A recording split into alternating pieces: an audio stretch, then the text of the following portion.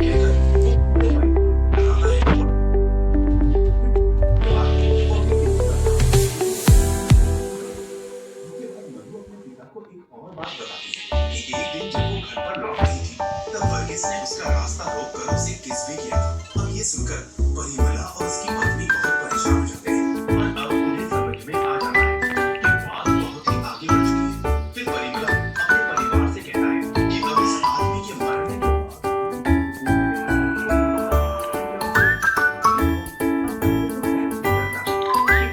वर्ष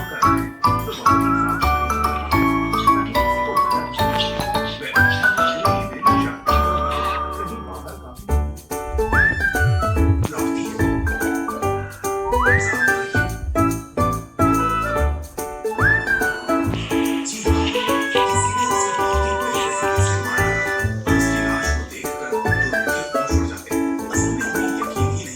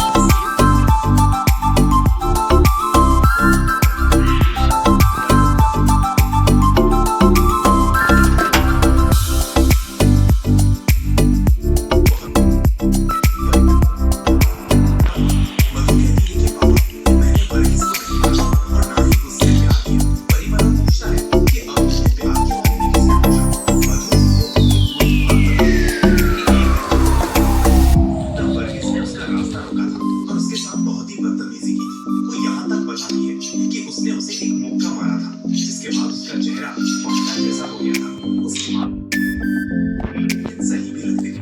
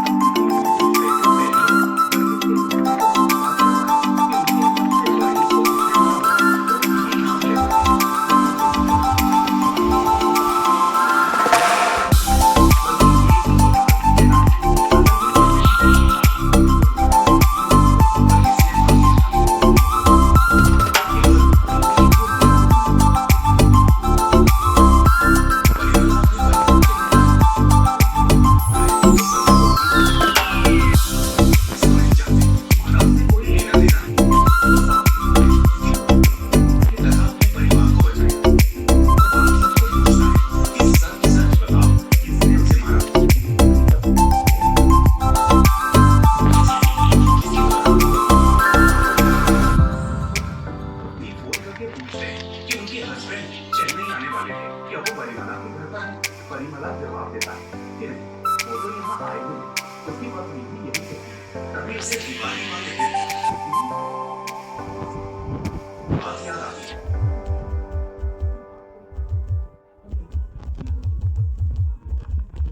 अब परिमला उसे लगने लगता है कि शायद उसी ने अपने भाई और साले को बुलाकर वर्गीस को मरवाया होगा। वो फिर परिवार को समझाता है कि हम चारों में से किसी एक ने भी ऐसा किया होगा, लेकिन असली कातिल कबूल नहीं कर रहा, इसलिए पुलिस के सामने सबको एक ही कहानी बोलनी है। और तब वो कहता है कि चलो दृश्यम मूवी को दोबारा से देखते हैं रिहर्सल के लिए। वो शक्ति से पूछता है कि वो मूवी किस ओटीटी पर है। शक्ति बताती है कि वो सन NXT पर है। ईयरली सब्सक्रिप्शन $8.99 का है, लेकिन 3 महीने के लिए 300 रुपए में भी मिल जाता है। परिमला कहता है कि मर्डर केस से बचने के लिए 300 रुपए तो खर्च करने ही पड़ेंगे, और इस वजह से वो 300 रुपए वाला पैक लेकर दृश्यम पार्ट 1 देखने लगते हैं। उसी वक्त इंस्पेक्टर पेनुमल परिमला के घर के पास से गुजर रहा होता है। परिवार घबरा जाता है कि शायद पुलिस आए, लेकिन असल में वो बस उधर से निकल रहा होता है। अगले दिन परिमला अपनी पत्नी को घर के अंदर बंद करके खुद और बाकी लोग अपने अपने काम पर चले जाते हैं। थोड़ी देर बाद शक्ति की मुलाकात चिट्टू से असल में पिछले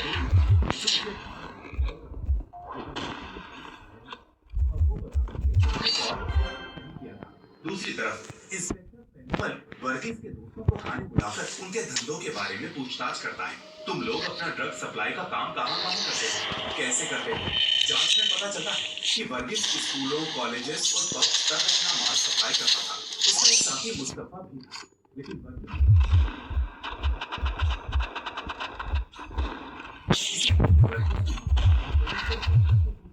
कि क्या उसके बेटे को मारा?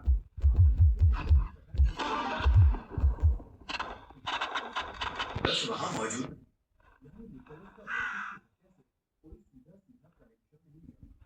अगले दिन शक्ति चिट्टू को अपने घर पर लेकर आई है ताकि वो अपने परिवार से उसकी मुलाकात करा सके। उस वक्त परिमला घर पर मौजूद नहीं होता। उधर इंस्पेक्टर पेनुमल उसी मोहल्ले के CCTV कैमरास फिर से चेक करता है। रात को जब परिमला घर लौटता है तो उसके घर पर एक स्पीड पोस्ट पड़ी होती है। लेटर खोलते ही सबके होश उड़ जाते हैं। उसमें लिखा होता है कि मुझे पता है तुम चारों में से किसी एक ने वर्गीस को मारा है। मेरे पास उससे जुड़ा सबूत चाहिए तो मुझे 20 लाख रुपए दे। इतना बड़ा रैंसम देखकर पूरा परिवार घबरा जाता है। पुराना शक फिर से शुरू हो जाता है। हम में से किसने मारा? किसी ने नहीं मारा। क्या सच किसी ने छुपाया हुआ है?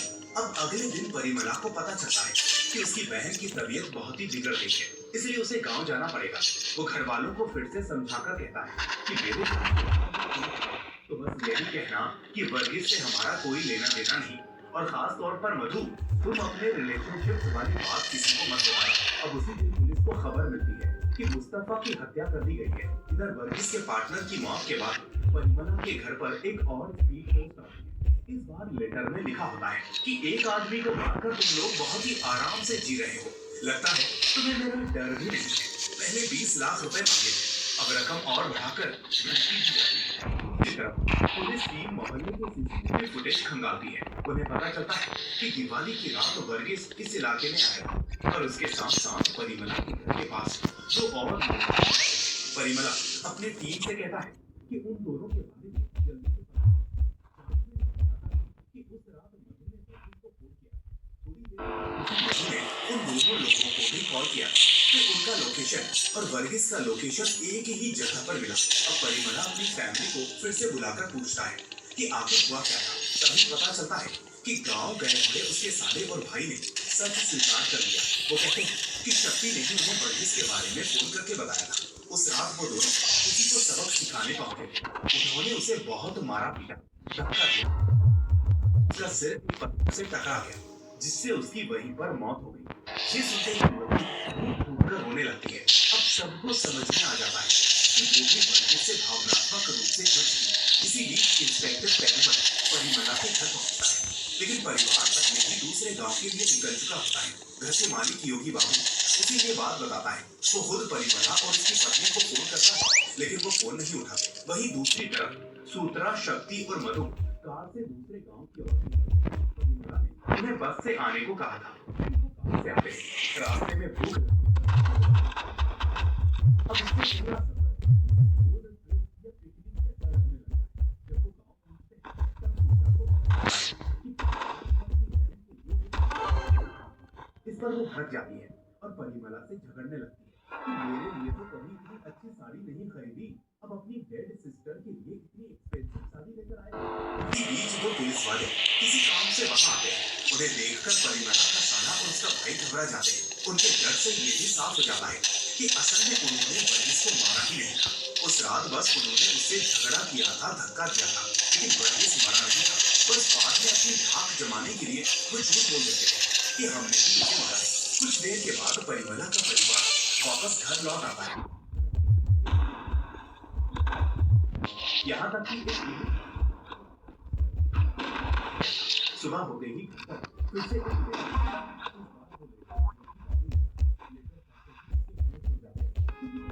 मेल वाला लेटर परिमला अपनी फैमिली से पूछता कि कहीं तुम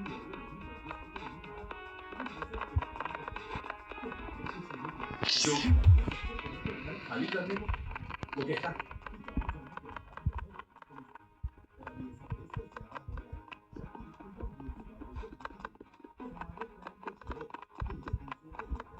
बड़ा क्राइम किया।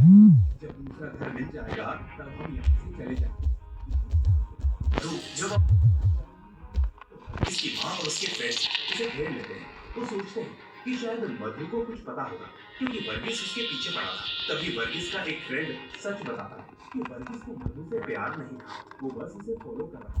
असल में उसकी गर्लफ्रेंड और उसी से ब्रेकअप होने के बाद वो मधु को परेशान करने लगा था। उसी रात परिमला नोटिस करता है कि मैं रखी आधी खाली हो चुकी है। वो फैमिली को बुलाकर पूछता है तो मधु कहती है कि वही उसे पी रही थी। दरअसल वो रोज थोड़ा थोड़ा उस शराब को पीती थी, क्योंकि किसी ने उससे कहा था कि इससे चेहरे पर ग्लो आएगा। ये सुनकर फैमिली शॉक हो गई। बाद में मधु किसी आदमी को अपने कमरे में ले जाकर फिर से पीने लगती है, क्योंकि उसका दिल टूट चुका था। उसे पता चल गया था कि वर्गीस किसी और लड़की से प्यार करता था।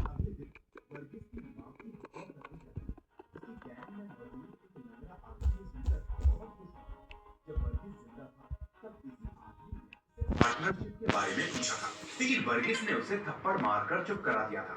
उसे लगता है कि दोनों मौतों के बाद अब वो अपना काम खुद शुरू कर सकता है। यहाँ एक और शॉकिंग सच सामने आता है। वो आदमी असल में लंगड़ा था ही नहीं, बस अपाहिज होने का नाटक कर रहा था। अगले दिन पेरुमल और एक पुलिस वाला के घर आते हैं। शुरुआत में बातचीत हल्की फुल्की होती है। पेरुमल पूछता है कि क्या उन्हें पता है कि वर्गीस की मौत हो गई। परिवार का पहला रिएक्शन यही होता है, अच्छा कब? इसके बाद पेरुमल धीरे धीरे सच्चाई बताना शुरू करता है। वो कहता है कि दिवाली की रात मधु ने उसको एक दूसरे एड्रेस पर बुलाया था, क्योंकि उसने पहले ही अपने मामा और चाचा को उसके बारे में बताया था। फिर वो दोनों वर्गीस के पास गए और उसे बुरी तरह से मारा पीटा। उसके फोन से वो सेल्फी भी डिलीट करवा दी। लेकिन फिर एक और बड़ा झटका आता है। पेरुमल बताता है कि वर्गीस को किसी और ने नहीं, बल्कि शक्ति के बॉयफ्रेंड चिट्टू ने मारा। वजह यह थी कि वर्गीस, चिट्टू और मुस्तफा मिलकर ड्रग्स की डीलिंग करते थे। कुछ दिन पहले उन्होंने एक बड़ी डील की थी और उसी दौरान चिट्टू ने थोड़ा सा माल चुरा लिया था ताकि वो खुद डील कर सके। इसी झगड़े में उसने वर्गीस को मार दिया।